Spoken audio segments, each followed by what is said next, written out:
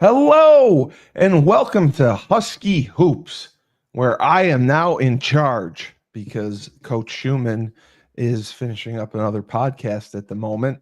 I am your host, the best podcast host in the universe, Steve Cully.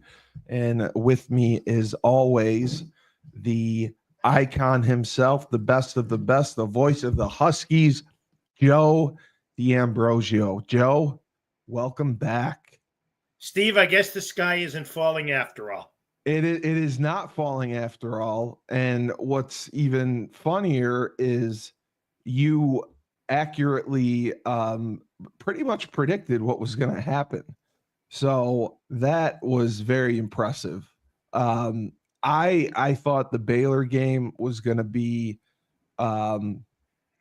really tough. And then I didn't think there was any way they were going to pick up Baylor and Texas. But what do you know? They go out and do it after coming back from Maui and back-to-back at home. And now, they finish up with Gonzaga, who's ranked number 8 in the country. Right. The Baylor game was the closer one. But, to have Baylor Wednesday, Texas on Sunday, and to come out of that with 2 victories, I would think that Coach has to, despite his sometimes not so sunny disposition, he has to be somewhat happy with those results.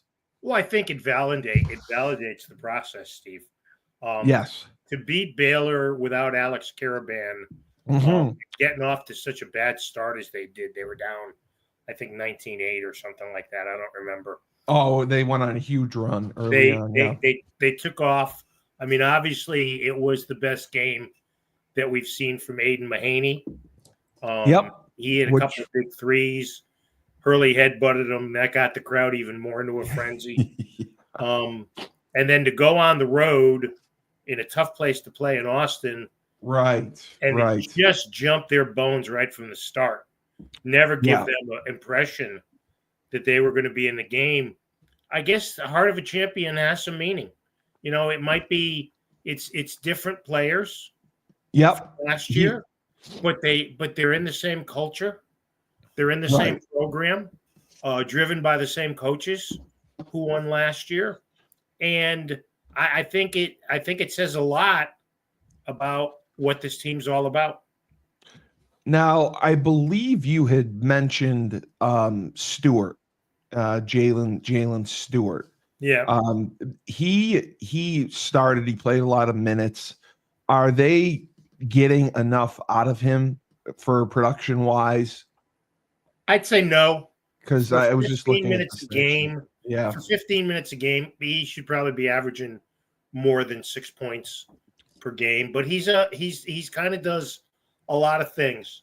Yes. I mean, 6 points, 3 rebounds a game in 15 minutes a game. If you extrapolate that to 30 minutes, then that's 12 and 6. So I guess they are. There's only so many shots on the floor, and you've got Alex, you've got Solo, you've got Liam, and then the ball goes into the post. So when Stewart's in there, I don't know that there's that many shots. What he has to do is he has to shoot better from 3. He's only 16 this year. But his overall field goal percentage, you look at his 2 points, it's 17 for 24. That's better than 66%. Absolutely. So it's hard to judge the bench guys because their roles are so mercurial. One day they'll play a lot. Mercurial. Day they won't play much. Noel is hurt now. He'll be out a couple more games, I think, which hurts them as far as having a third point guard available. Exactly. But I think Stewart's progressing. I think by the end of the year, Steve, we'll see a lot more from him. The Baylor game, did you think it was one of Samson Johnson's better performances, at least offensively? He didn't do as well rebounding, but he scored some points. He was the second leading scorer. Anytime the coach calls you a warrior, you've had a good game. And especially coming from Coach Hurley. And Dan called Sampson a warrior. Look, he is what he is. He's not an elite rim protector. Right. He's only averaging 2 blocks a game, and you combine that with the foul trouble you said he gets into as well. Well, that's the big problem. And I mean, they had to use Yusef Singari a lot. Right. I think it was down at Texas, and he's just not ready for that kind of competition. But I mean, I think Sampson's a rim runner. He could be good on offensive rebounds, although he's only got 4, which is somewhat. Yeah, that's what I was surprised at. That's not. I didn't realize that. That's not a good number. Not for him, no. Only of the regulars, only Solo has less. Stewart, in much less playing time, has 13 offensive rebounds. On the year. But Sampson's a guy who you've got to feed at the rim. You've got to roll pick and rolls and get him to the basket. But I think him and Reed are starting to find a little rhythm. Now they played together for a few minutes. Which was I don't think you're gonna. That's not a good look for them, right? That's not a formula for success in the long run. So, I think they, much like people always want to see Klingen and Sanogo together. Well, it just wasn't going to work. Adama couldn't guard the 4. Neither can either Reed or Johnson. But I think Sampson is working his way into his role. Probably getting more confident because he's seeing more playing time, and just the idea that he understands what he's supposed to do is a big key. But you mentioned, he's fouled out. He's fouled out of 4 games. Yeah, every game he seems like that's far too many. Yeah, I thought, like you said, I mean, it's every game, and it causes problem with the roster, it causes problems with minutes, and they have to get that worked out.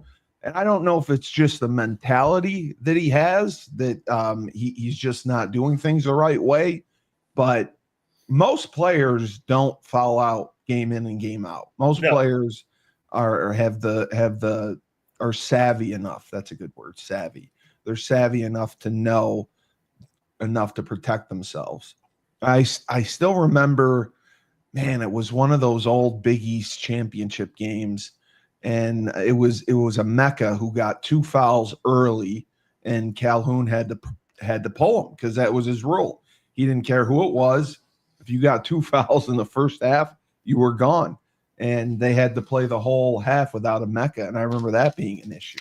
Well, I think the game you're referencing was the 04 national semifinal against Duke. That's what it was. Emeka got 2 fouls in the first 3 or 4 minutes.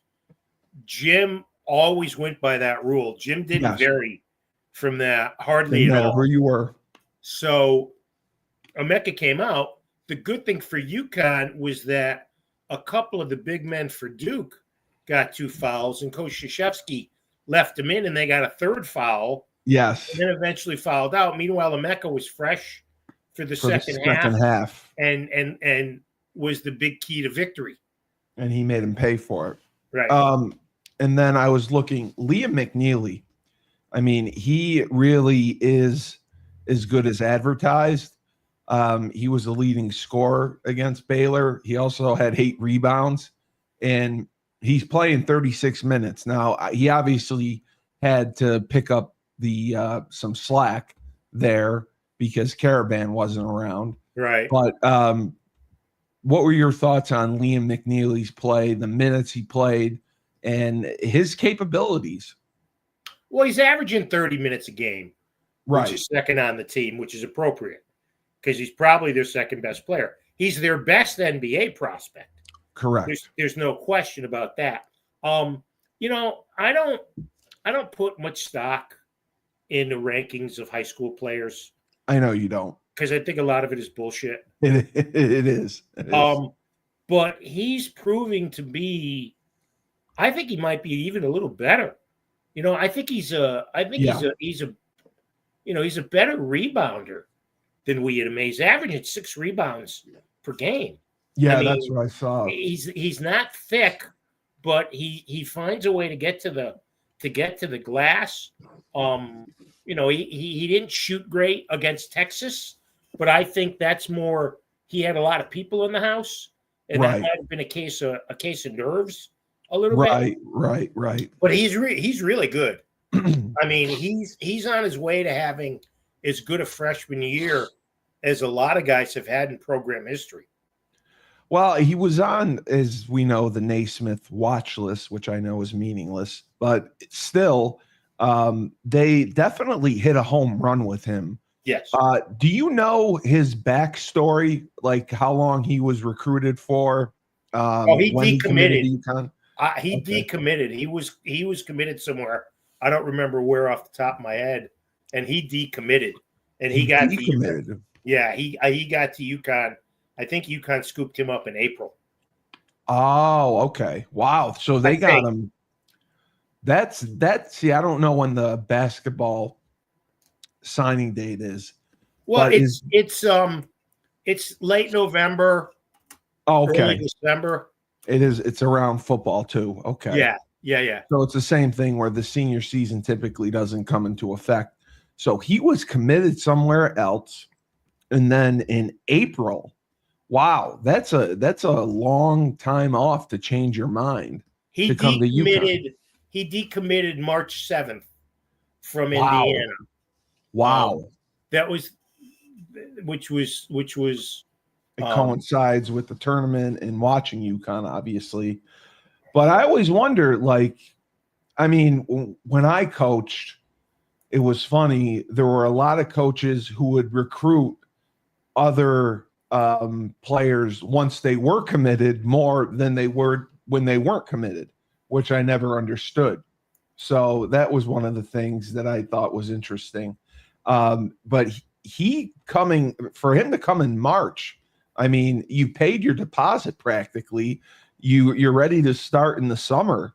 And I mean, Coach Hurley really must have won him over for him to leave Indiana and come to UConn as late as he did. Or I think definitely saw something. Yeah, I think he was on their radar, but he's an Indiana kid, so he committed to Indiana. Was he an early commit? Was he? Well, no, actually, let me take that back. He's not an Indiana commit. He was the 4th best recruit in Indiana history. He played in Florida at that Montverde Academy with Cooper Flagg and a lot of those other high-priced, high-talented kids, not high-priced, but high-talented kids. There are so many schools opening like that now that, which I found out in football. There's a school that only takes postgrads, and they work with them, and they only stay a semester. Well, they only stay a semester, and then they leave and go with whatever school gives them a scholarship. I just think that's a crazy model, and they make a fortune off of it. It's like a racket. They bring them in for a semester and leave. I didn't know. I knew basketball did it for AAU, but I didn't know that. Because this was a school team that he played on, and it was a school team that was obviously loaded, and it paid off for him. So he was the 4th best recruit in Indiana. No, and again, that's all subjective. We understand. We understand that. But Indiana's basketball history is long and proud. But this would be a totally different look and a totally different roster. Well, not a totally different roster, but a totally different look if we didn't have Liam McNeely.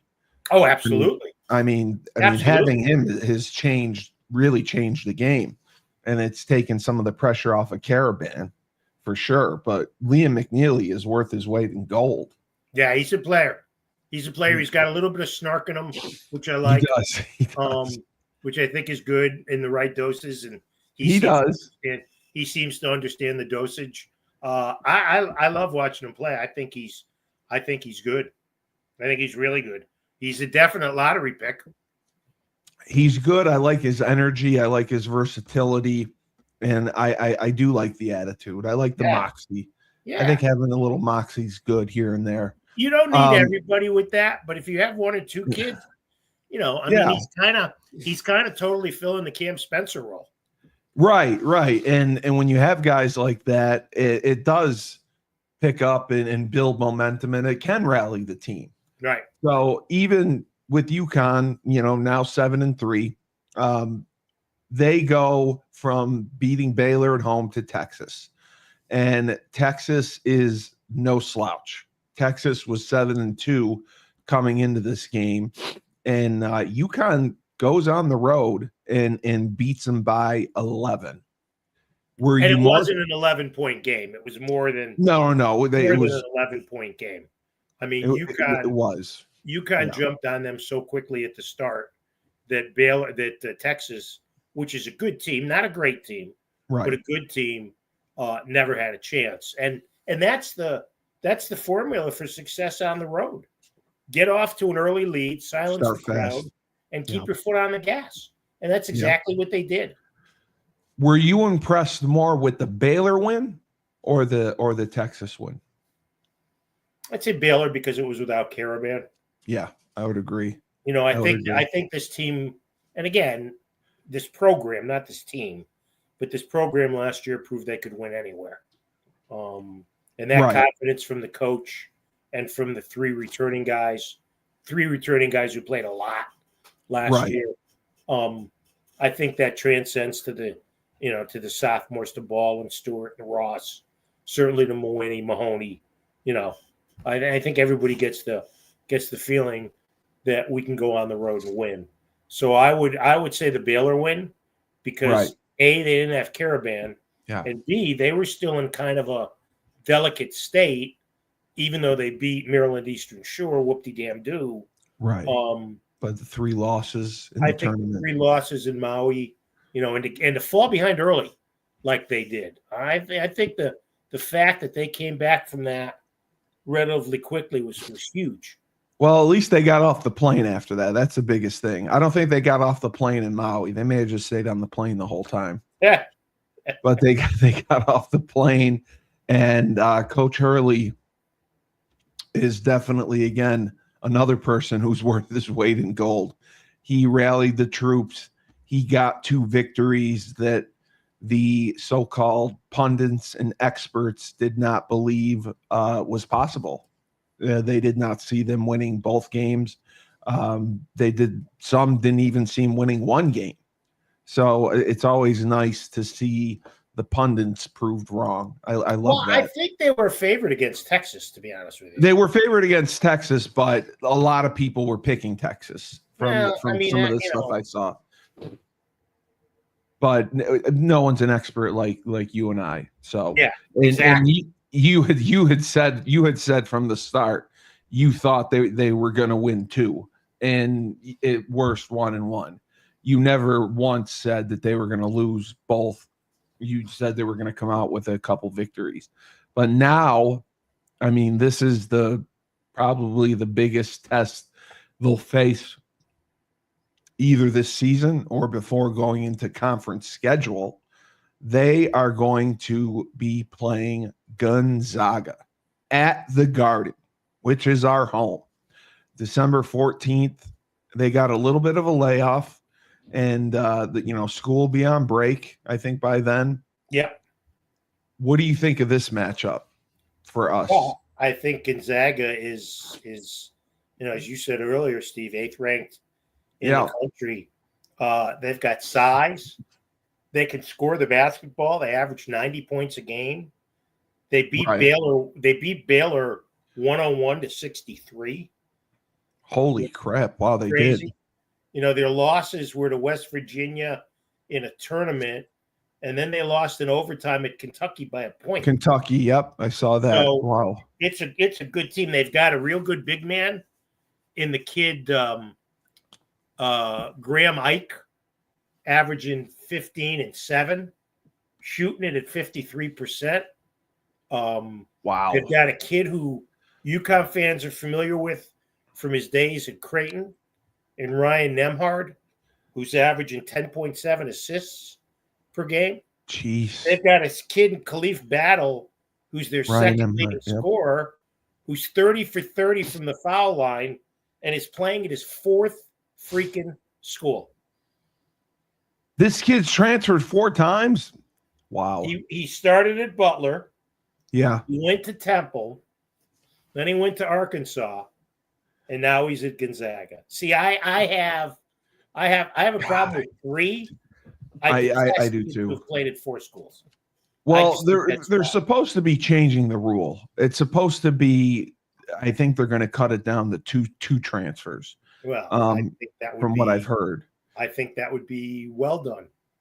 Because this is really becoming out of hand with the kids that are transferring and the finances that go with it. I mean, it's pro basketball. I mean, it's like every pro sport. It is in every pro sport. You're right. No, there absolutely is. But college wasn't built that way, and that's what bothers me. I mean, you were proud to get a scholarship. You were proud to have your education paid for. You were proud to go to school for free. You were proud to represent your team. And now it's who's got the biggest NIL deal? Who's driving the best car? Shedeur Sanders pulling up in a Rolls Royce. I mean, I just think that it's losing its value. The values of college sports are gone. I totally agree. It's a whole, the idea that a Bill Belichick would get I was going to just talk about that. Yeah. North Carolina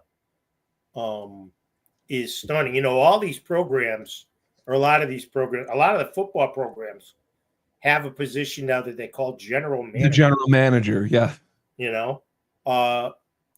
Danny Hurley said last year Tom Moore kind of serves that role with Yukon. Gone are the days, and this is more towards football, but even basketball. Gone are the days where you had 3 assistant coaches, maybe a volunteer assistant and a student assistant.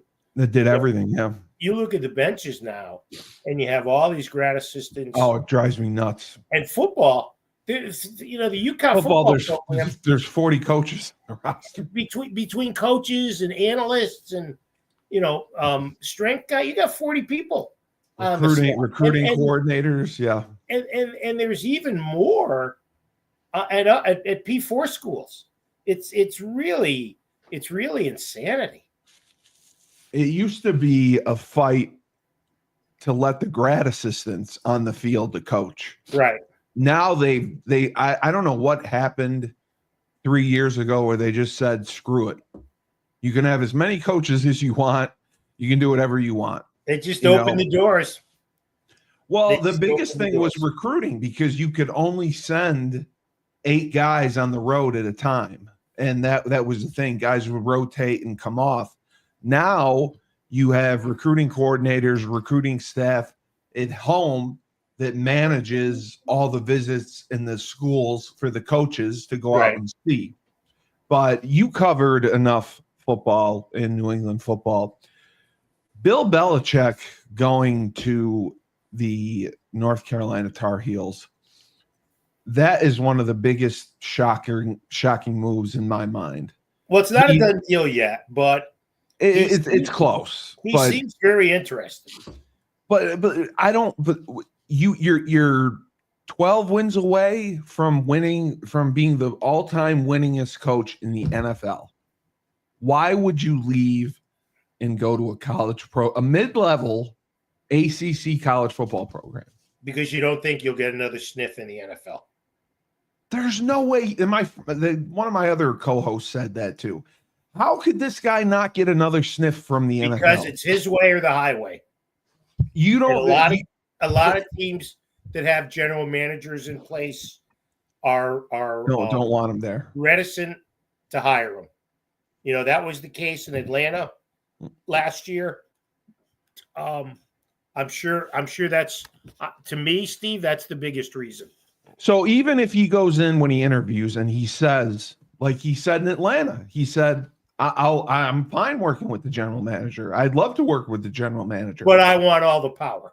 I don't know that he said that. Well, they claim that he said that he was amenable to working with everyone in the organization. He didn't want full power. But you think it's a facade? I heard he got great pushback from people in the Atlanta front office. Well, and he also did not get the best recommendation allegedly from New England as well. Well, he got pushed out the door in New England. Yeah, but I mean, clearly him and Kraft to come to a loggerhead. You know. Did you watch the documentary, the Dynasty on the Patriots? Last thing in the world I would do would be to watch anything on the New England Patriots. Is that just because of the Giants? You're a Giants guy? Yep. Yeah, me too. Who, by the way, I should add, are 2-0 in Super Bowls against the Patriots. Yes, and knocked them off when they were undefeated. So I was looking at the schedule.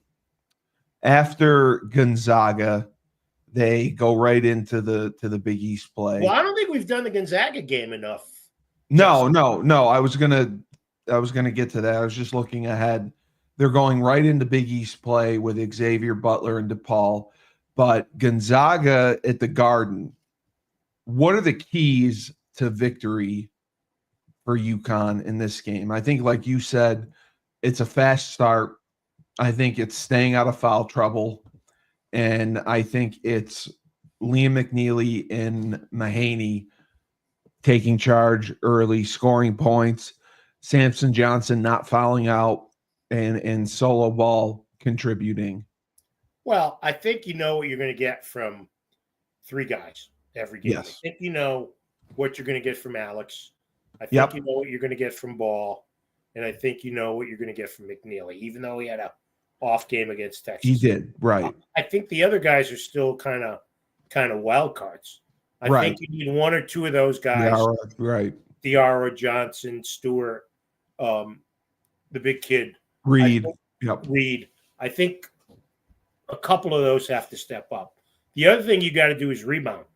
Gonzaga out-rebounds their opponents by 9 rebounds per game. They've got decent size. They've got 3 guys 6'9" or over who play a lot. I don't know how many of them play together. I think you've got to. I think another thing you've got to do is win the turnover battle.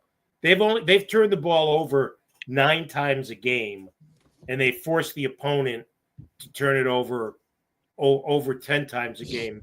On the other hand, Yukon also does that well. So I think that's a big battle. Both teams are really good on the offensive glass. Right. So I think controlling the backboards is a real key. And I think limiting the three. Gonzaga 34% from 3. UConn's even better. 37%. And Gonzaga doesn't take all that many. Hasn't made all that many threes. In 9 games, they've made 70 threes, which is 8 threes a game. And UConn is averaging 10 threes a game. So run them off the 3-point line. Don't let them get their transition game going. And you're going to need 2 guys. You're going to need both Johnson and Reed to be a factor against Graham Ike. Against their big men. Yeah. But do you think that will be the toughest matchup for them to match up with their big man? And, Sampson's going to have to step up and not foul out. And Reed is going to have to throw his weight around and get some big rebounds in there and play tough defense. I think the big man matchup will be a big factor. You got Ike. The third leading scorer is Braden now. Huff, he comes off the bench. He's shooting 59%. Jeez. And then Ben Gregg is 6'10". He comes off the bench. He shoots 54%. And they all take threes. You have to run them off the 3-point line. That's their game, is their outside shooting. I mean, they're going to shoot threes. That's how they've had success. They seem to have a really young team. Yeah, they look like they have a younger team. Not really. No, actually they don't. No. They're juniors and seniors, No, they're seniors. Okay, juniors, I was looking at the wrong seniors, thing. and Well, they're Michael veterans. Ajay. This, they've got a bunch of transfers. This Michael Ajay, who comes off the bench for them, has started, I think, the last 7 games. Is Right. from Pepperdine. We talked about the Battle Kid. Nemhard was a transfer a year ago from Creighton, so Right. you're familiar with him. No, they're probably even a little more experienced than Yukon. Yeah, you're right. They're seniors, graduates, seniors, redshirt juniors. Yeah, you're absolutely right. They do not have a young team. So that definitely plays a part in it with the experience factor that they have. But it really is, I mean, a clash a little bit in style of play offensively. I'm sorry, what was that? It's a clash in offensively how they play, you would say, right? Well, I mean, because I guess. I mean, Yukon shoots a lot of threes too. I mean, Yukon's averaging 28 threes a game. right. They're averaging 288 into 9. They're averaging, or 208 into 9. They're averaging quite a few threes a game too. So I just think it's a matter of who plays better. Right. I think they're both skilled. They both are capable of putting up a lot of points. They've gone over 100 a couple times this year. They got a 1-on-1 against Baylor and UMass Lowell. I mean, they got 113 against. That's insanity that they're playing UMass Lowell. But, yeah, I know. I mean, just from the standpoint of a team from the East going all the way out the way over here, yeah, to Gonzaga. I guess for them to come all the way out west there, that's a money game. That's all that is. That is. You're right. I forget about that. They get paid millions of dollars to come and lose. Well, millions is a little strong. Oh, okay. Football, I know they get paid a decent amount. Basketball, they may not. Yeah, because they play so many games, right? Millions is a little strong. Right. No, I got you there. But looking at this overall, I mean, I think we're in pretty good shape. I think we play Gonzaga. We play them tough. It's at Madison Square Garden. And for some reason, I always think that Yukon rises to the occasion at Madison Square Garden. They see it as their home away from home. And they basically have 3 homes. But I always think they play well in the Garden. Do you think that will have an effect on the game, the fact that it's at the Garden and they're not going to let themselves lose or be embarrassed at the Garden? I don't think it's gonna. I don't think it's going to make that much of a difference. I think it helps that you're playing there from Yukon's standpoint. But Gonzaga's played. The program's played at a lot of big buildings, and they've played at the Garden before too. I think they have. Yes. I just think it's. But it's a Yukon factor because Saturday night a lot of people are going to turn up and go to this game. So, I think it is an advantage for Yukon, but I don't think it's the overriding advantage in the game. Right. It's going to be really who plays better, and it's going to be. I mean, do you think it's going to end up being high scoring, or do you think the defenses are going to step up and keep the score down? Well, I just think it's going to be a shootout. If it's high scoring, then I think Gonzaga might have the edge. Yeah, I agree. But I think they're going to try to make it like a shootout and try to score as much as possible. Obviously, you try to score as much as possible, but I think it'll be more of a shootout than a defensive battle. Well, here's something I just found out. They haven't been to Gonzaga. Gonzaga hasn't been to the Garden since 17-18. Wow. So they played a lot there from 2003, 2 games in 2006 at the NIT tip-off, 2 games in 14 at the NIT tip-off, 2 against, they played Duke there. So these kids haven't experienced the Garden. So maybe it's a little more of a factor. Although, to be honest with you, I don't think kids are as caught up in that anymore. No, not in the Garden. I mean, the Garden used to be the Mecca, and I think this generation, the facilities now are so incredible. Well, I think it still is the Mecca. I just think the kids don't pay attention to that. They don't pay attention to it. I agree with you. What are your thoughts on tonight's game or Thursday night's game? The girls playing. Went in. Did it again. The Yukon. $5 in the kitty. Hey, by the way, where's Schuman? Did he get lost? I don't know if he got lost. I don't know who he's on with.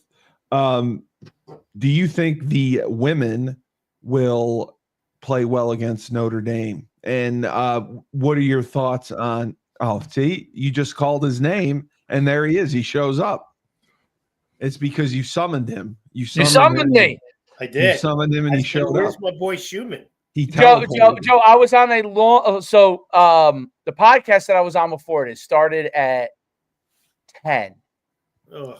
10. But so we were going through. The guy's like a legendary high school coach in New Jersey, and he last week he went through a whole film breakdown, and then all the guys that he's buddies with asked him if he could go through option, right? So we start doing, so he sent me all these clips and everything. Well, of course, we're trying to, I'm trying to share. I'm not able to get in. And finally, we didn't start till about, we finally got it right. And we started around 10:10. And we finally, but he broke it down so in depth. I'm like, oh, should I just let him run and just run with it? Because I know the guys that he's friends with want this kind of clinic, so I did, and he was great. I mean, he's a phenomenal coach. He'll talk about anything. But I knew I was going to be on for a long time, but I did not expect to go that long. Was he doing just the veer, or was he doing the wishbone, or the Navy spread? What's funny is he's an original run and shoot guy, okay, but now he runs a ton of option. He's kind of reverse engineered everything. He's just one of these. He's won 10 state championships as a coach. Oh, okay. I mean, it's insane amount of state. He's an insane amount of state championships. And I've coached with him a couple of times as an assistant when I was assistant. And he's just one of those guys. The only way I could say it is he's just a savant with respect to teaching the game. And he was breaking things down that makes you ask more questions, but he went through clips of what he does. It was phenomenal, but it was long. Listen, if you were watching it, I can't believe. Yeah, it was like a coach's clinic. I couldn't believe that many people watching it, but probably a lot of coaches because he said he wanted to specifically do it because people asked him from the last thing. So I'm like, all right, we'll do this for you. So we did. It was great. But anyway, so Hurley's back on track. Yeah, yes, Baylor we covered that in the first 40 minutes. I figured that's what you covered. That's why I titled it that. You know what I mean? The sky is not falling. The sky isn't falling. So he predicted it. So are the Yukon fans? Are they now can they go to work again? Now they were back after one. They were back after the Baylor game. Yeah, I figured that. They were back after the Baylor game. What is it that you think? Did he fix anything from the other games to these the recent games? No, I just think they played better. You think they just played better? I didn't see any change stylistically. As we said, the Mahaney kid finally hit some shots against Baylor, and they won without Caravan. Right, without Caravan, and then Caravan came back and played great and led them against Texas. And we think Saturday is going to be a big challenge. Gonzaga can shoot the ball. They've got a good big man. They've got a great guard, a point guard, Nemhard. They've got a kid who's on his fourth school. So I ranted about that. Yeah. His fourth school? I thought you could only transfer 3. No, Butler, Temple, Arkansas, and now here. They're allegedly changing the rule this year to 2 that transfers. you're allowed unlimited transfer, unlimited. Well, you can only transfer. I mean, the bottom line is that's the most you can transfer. Right. Because you've only got, at the most, you've got 6 years of eligibility. And now that the COVID year goes away after this year, the exemption for the COVID year, that makes it even. I guess you could transfer 4 times. Because I saw this isn't basketball, but I saw in football the UAB quarterback Zeno is transferring. I can't remember where they think he's going to go, but he's transferring. It's going to be his 7th. I thought it was going to be his 7th year. Is that possible? Maybe. There's a kid. Isn't there a kid at Miami who's that's played 9? Yeah. The punter or something. How does that work? You just keep getting exemptions over and over. If you get medical red shirts, if you can red shirt and you can get medical red shirts. I mean, if he's getting medical red shirts, it's legit. But the NCAA has. I swore they passed a new rule that you can only transfer twice, because this is not what they wanted. They did not want 3 and 4 year transfers. Well, I'll be honest. I haven't seen that. Okay, I will double check it, because I was pretty sure that that's what they were trying to get done. So this kid, as we often do, we go off the tracks really well. This kid at UAB was a freshman at Baylor, was a redshirt freshman at Baylor, was a redshirt freshman at Baylor with a COVID waiver. Then went to UAB, was a redshirt sophomore, a redshirt junior, and he's a redshirt senior this year. Okay, so that would be 6 then. It's 6, not 7. Okay, he's in his 6th year. But he's transferring, though. You said he's transferring for the third. For this would be his 3rd school, I guess. Yeah. So he's going to his 7th. So it is going to 7th year, 3rd school. You know. I'm curious your thoughts on this. So I saw that. I'll kind of summarize it. I saw this video. It was, and I told Steve this. So there's this. He's a billionaire who used to own an NBA team. I can't remember his name now. Steve Cohen. No, it wasn't Cohen. Whose name is now crap in my book. Oh, because he gave Soto $765 million for 15 years. And by the way, this Zeno, yes. And by the way, he played by the rules, though. Let me just add that. The Zeno kid's going to Texas A&M. Oh, that's what it was. Texas A&M. Which I think is interesting. I mean, he obviously throws the ball every down at UAB, but he was against us. He was like hit or miss. He was awful. Yeah. I don't know what his line's like. Honestly, at UAB, he may not have much there. He was supposed to be a big recruit coming out. Didn't go that way, and everyone is. That's why Joe says he puts very little value into high school rankings. Even Cully was a big recruit coming out. Was he really? Cully, you were a big recruit? Cully was not a big recruit coming out. Cully was lucky to go anywhere. Hey, let me get back, Steve. Let's get back before we move on, because I got a question for you two ex-footballers. Oh boy. I think the women's game is going to be tough. Yes. Without AZ Fudd. Yeah, I know. Notre Dame had their way with Yukon last year at Gamble and kind of rubbed it in a little bit. So I think there'll be a revenge factor there. The Hidalgo girl, well, she's not Paige Becker's, is really good. I think it'll be a tough game to win. Frankly, Maria Conlon stated on our show yesterday. Yes, Sarah Strong is the best player in the country. She believes that. She thinks Sarah Strong is the best, and she is going to make the difference. And she will be the Naismith Award winner is for the women. Really? She thinks it's her. Yes, she thinks Sarah Strong's incredible. Her game is complete all around. Good defense, rebounds. Yes. Well, I would disagree with Maria on one thing. respectfully disagree with her on one thing. I don't think she's winning the Naismith this year.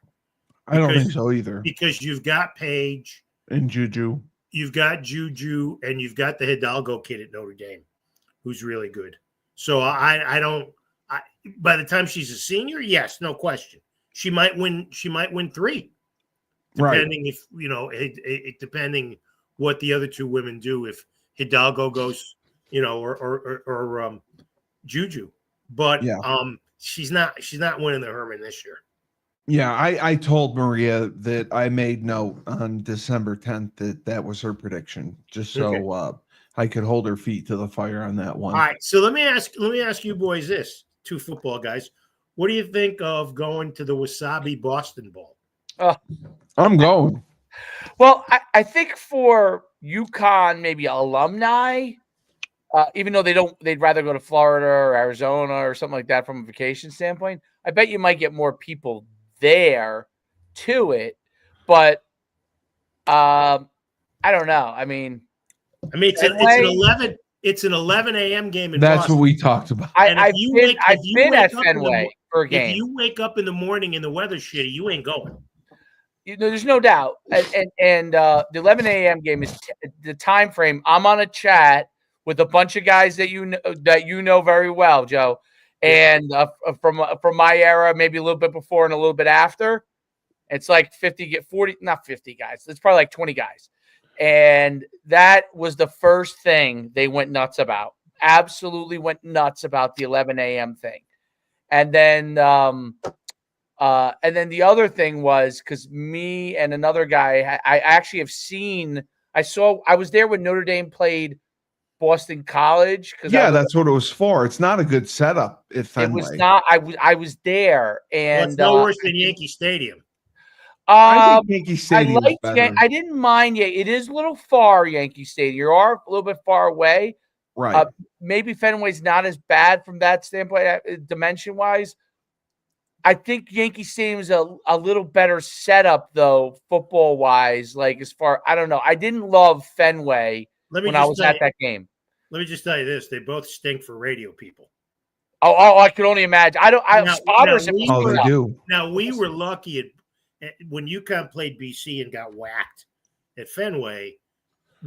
Somehow we ended up in a luxury suite down the first baseline, so that was great. But Yankee Stadium, we were in John and Susan's booth, and you're calling a lot of the game off the center field scoreboard. Oh, you have to watch because you can't come close to seeing. Right, and I guarantee when they go to when Mike and Wayne go to Fenway, they're probably not going to get that 50-yard line suite. They're going to get They're going to be in the end zone, which is hideously hard for football. See, my thought on bowl games, and it's changed because there's so many now. It was always a reward for your season. Correct. And a reward means going somewhere different, not 2 hours in a bus. I don't disagree. I don't disagree with that. The history of UConn and bowl games, 04 we were in Detroit at Christmas time. 07 we were in Charlotte. That was nice. 08 we were in Toronto. 09 the International Bowl. Yep. We were in Birmingham, which was the coldest press box I've ever been in. The Papa John's, yep. Yeah. Was that a Crampton Bowl or something? John's. It was the Papa John's Bowl. No, I'm saying, was it in the Crampton Stadium or whatever? No, it was in Legion Field. Oh, it was Legion Field. Oh, okay. Which is basically a building of cement. Yeah. 2010, we were in the Fiesta Bowl, obviously. But it was the coldest week they've ever had in Arizona. The Tempe era. We went to St. Pete with Crazy Horse in 15, and then the I don't remember where was the last. Was that Coastal Carolina? Yeah, the last one was 2022, right? Was that Myrtle Beach? The Myrtle Beach Bowl, yeah. Right. So I mean, I've always thought a bowl game, the reward was going somewhere, but there's so many games now. But hey, look, good for them. I mean, the fact that it's the Wasabi Boston Bowl, and again, part of the problem is that you're an independent. So you don't have a choice. Yeah. I didn't know that wasabi was a brand. I didn't know that. I just thought it was a spice. Right, me too. Until a couple of years ago when the bowl first came out. Yeah, I'm with you, Dave. I really thought it was a spice. I was like wasabi. Yeah. We looked into it. It cost $100,000 to get your own bowl or something. Remember, you looked it up. It was like $1 million if you want to have your own bowl game. I looked it up. Yes, you looked it up. I forgot that I did that, but yeah, you're right. There is. I can't remember what it wasn't as much as I thought. It wasn't as expensive as I thought it was. Right. So that's why. So once we hit it big, we're gonna have our own bowl. So the question I had was, so this billionaire said that he believes that athletic departments are going to be owned by team owners, basically, eventually, other billionaires, and 51%. For example, let's use a Yukon example. Yukon would cost X for 51% of Yukon, and 49% would be owned by the university, and the university would just be getting the cash for whatever they want to use it for, and the owner would operate it as a business and everything that includes that. And there's a video. I don't know if it's viral yet, but I came across it. I don't remember how, where he talks about it. And this guy used to own an NBA team, and he said it's already in negotiations on multiple universities right now. It's just a matter of time and when they allow it, but it's going to happen. So I'm curious your thoughts on that. I think that's a long ways away from happening. Okay. Yeah. He can talk smack and say it's close to getting here, but you have so many hoops to jump through. A lot of red tape. And I think if you have like 15 schools that are supported like that and nobody else is, it makes an unfair play. It makes a tilted playing field. I agree. But it already is. It already is unfair. It makes it even worse. It does. But it definitely makes it worse because it'll be run like a large corporation in the sense that they'll have all the bells and whistles available to them that, some of these universities who are, have to kind of piecemeal things will not be able to compete. Right. I mean, it was interesting because it came out of the conversation where Larry Ellison, who owns Oracle, basically bought the player from Bloomfield, Michigan. The kid who was going to LSU, I forgot his name. And him and Dave Portnoy basically kind of got together, but Larry Ellison's, he's worth $236 billion. Okay. And he basically funded the other part of it all. And then decided also, because his wife went to Michigan, to give $150,000 per player. That's on crazy. The roster going forward for University of Michigan. I don't know if that's a 1-year deal or how many years he's going to do it, but next year he's going to do it. Obviously, they want to combat Ohio State, even though they obviously beat them, but they want to combat what they're doing. And I think the video came out of that conversation about what Larry Ellison was doing. And basically that was like the next progression. Like, where does this eventually all go? And he said, well, this is where it's going to go because there's no other way unless you put rules in place to stop things. He's like, which they can't, which they're not going to probably be able to do. I don't think you can put the cork back in the bottle. No, that's why he said there's only one way it could go eventually is to that because this was the other point he brought up was, if Joe D'Ambrosia gave $1 million to Yukon for NIL, that's not tax deductible. It's basically you're just basically giving away $1 million. But if you own a corporation within that, that becomes a tax benefit for these guys who have extreme amounts of money, right? So that in the long run, he doesn't see guys like Larry Ellison wanting to just give away eventually $20 million without some sort of benefit on the back end, which I kind of agree with. It's not that they don't care. The money's nothing to them, I think. But I think it's just of what am I getting out of it? You know what I mean? Making my wife happy. Okay, Exactly. great. How long do I have to make my wife happy for? Right. So, that's why Burton does Bleeding Blue, and it's a nonprofit, and it's tax deductible if you donate, which I think makes a difference. But he's still not getting those. Again, I think that might be in the future. I don't think it's in the immediate future. Yeah. By the way, I've done a little research while you boys were gabbing. No, Steve, relax. Okay. The only other 11 a.m. bowl game is Buffalo and Liberty, but that's in the Bahamas. Yes, that's the Bahamas. That's well worth it. Well, I wonder why they scheduled the Bahamas it Bowl. Like that. Is that the yeah? Is that's what they call that one? The Bahamas Bowl presented by Atlantis Resort. That's one you want to go to. We were going to be a test run for that. Than Fenway, and it has nothing to do with my distaste for the Red Sox. Just so you know, when I was at Holy Cross, we were going to play our last game against Georgetown in the Bahamas. It was set. It was in motion. It was going to be a test run to see if they could have a bowl game there. And then they had a hurricane, right? There you go. I got my passport. I had my bags packed. Everyone was excited. And then, there was a hurricane, and we ended up having to go to Washington, D.C. on a bus to Georgetown. That's what happened. So, but yes. Yeah, that's what he does. He pops in and out. He may have lost his stream. He's back. Yeah, I was just frozen. I don't know why I froze. He freezes a lot. It's because of his background. Hey, by the way, I can't remember this since we're coming to the end of this adventure. Cully, what was the thing last week where you were going to send me coffee or something for DoorDash? Oh, Starbucks. Yes, but you didn't want to give me your address. Yeah. That's why. I'll DoorDash you coffee right now. No, send it to where he is. See, I have my DoorDash. I'm off coffee now, so I'll send you a tie. I can send you a nice tea, a latte, whatever you want. I think I'm okay.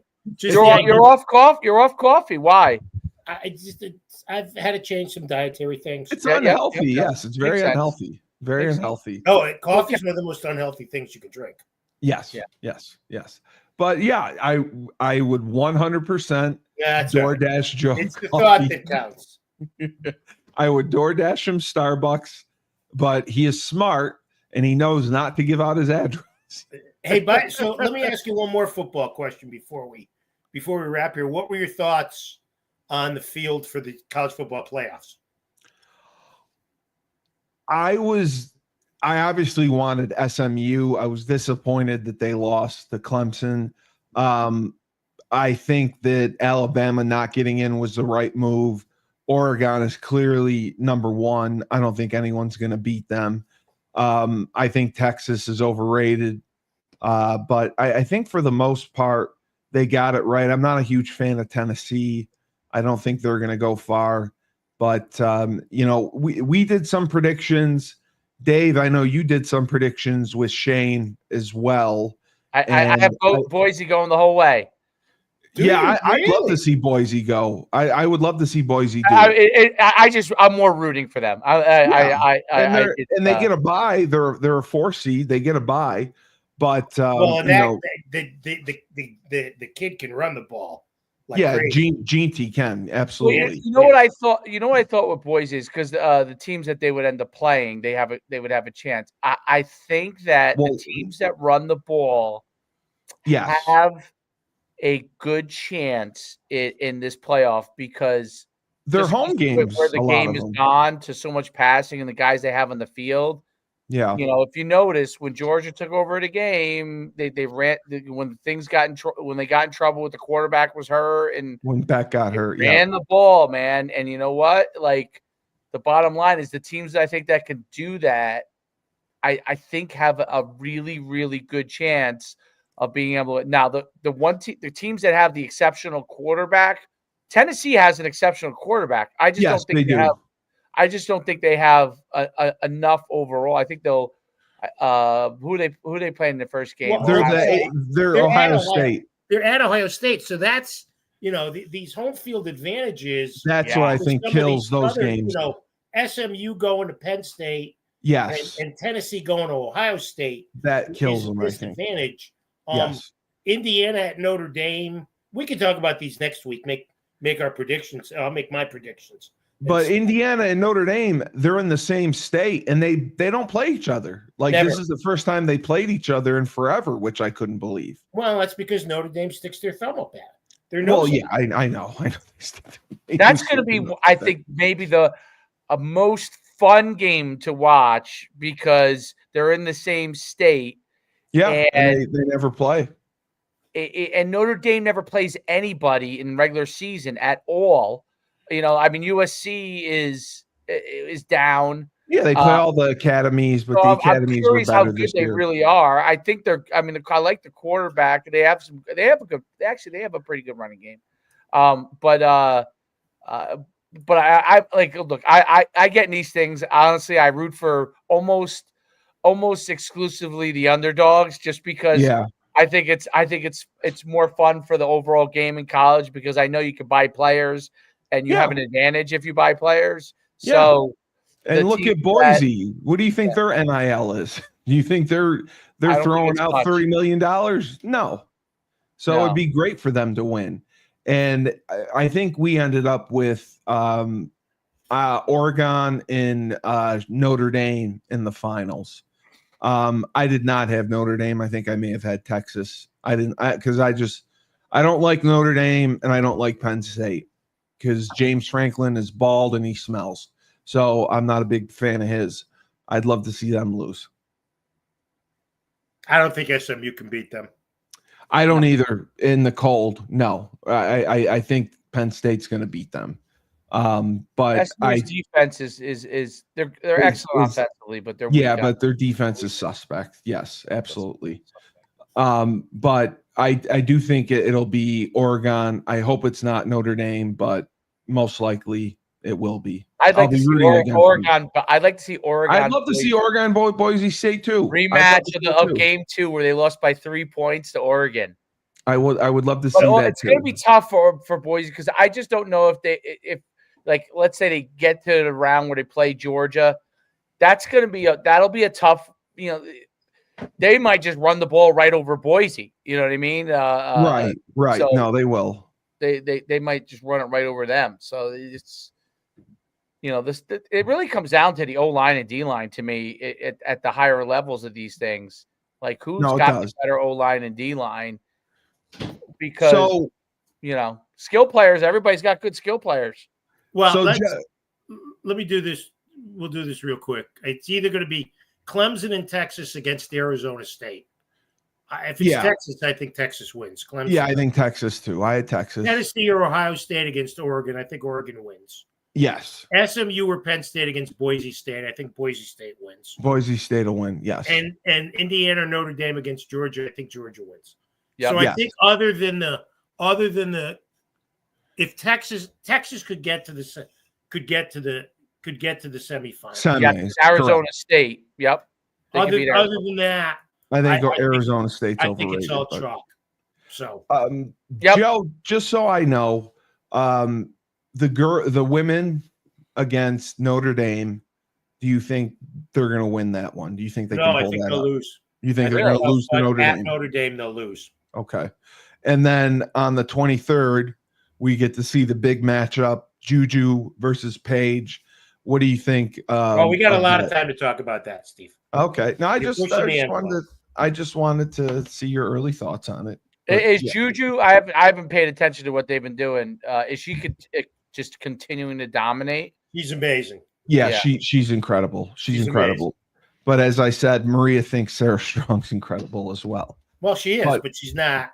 She's not at that level. She's not as mobile. Juju's mobile and tall and big and strong. I was just, it's interesting. Well, you know what? Like Joe said, we turned the corner at least by beating Texas and Baylor. Oh, yeah. We have the big game against Gonzaga at the Garden, which I think is our home. And I still think that we're going to play up there. You know, that's our home away from home.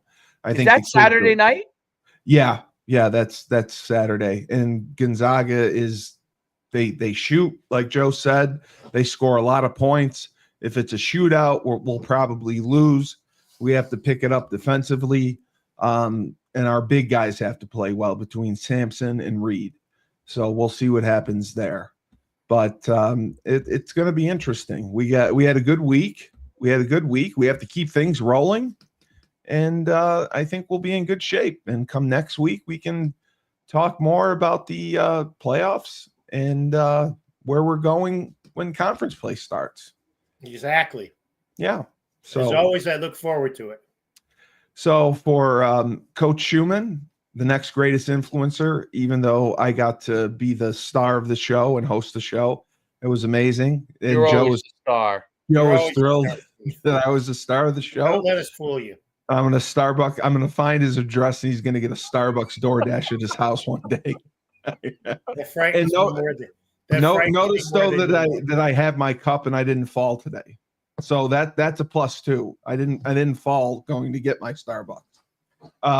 So for the legend, the icon, the voice of the Huskies, Joe D, it's a pleasure having him on. He's our expert gives us expert analysis and insight for Coach Schuman. Subscribe to the Coach Schuman Sports and Entertainment YouTube channel. We're going to get to 2 million subscribers very, very soon. Hit that, actually smash that subscribe button. Smash it and be a subscriber, because nobody provides you the best content that Yukon has than we do. We give it to you. We give you what you want. Remember that. We think of you. And I am the best podcast host in the universe, Steve Cully. This has been Husky Hoops. Remember, when life gives you lemons, don't make lemonade. Take 2 oranges and throw them back at life.